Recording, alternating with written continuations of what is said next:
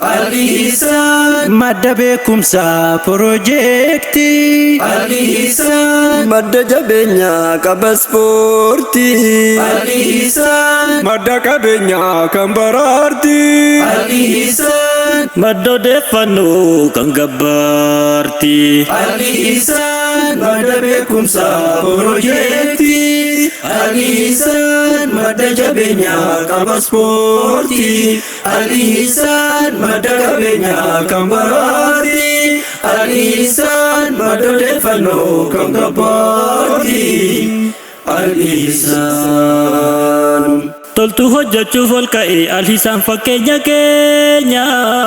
Al-Ihsan bira dhaabbadha hamlee isaatiif jabeenya. Ihsaantu nurraa cufa madda hawaasa keenya. Al-Ihsan ni jabeeffannaa inni qabeenya keenya. Al-Ihsan jabeessa tokkummaatu mata yaama. Too'ida Rabbii jabeessa inni ni jibba awaama. Kaafirallee ni yaama gara amantii Islaama. Al-Ihsan jabeessa yaa ummata Islaama.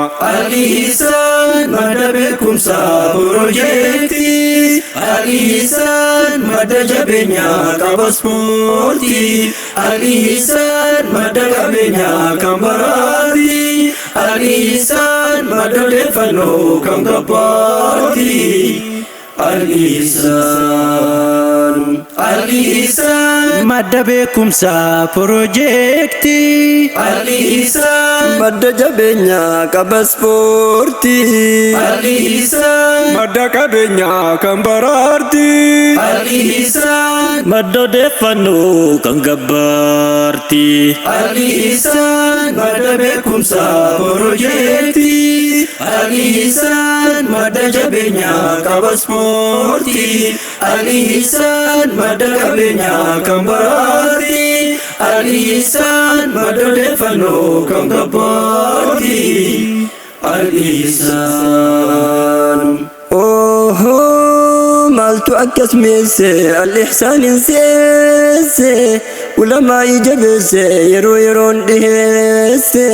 Mul'ata isaa ol baase hojiidhaan nutti garsiise. Al-Ihsantu barsiise dhaloonni nu garsiise. Al-Ihsantu dungoodha dungoo hawaasa Islaamaa.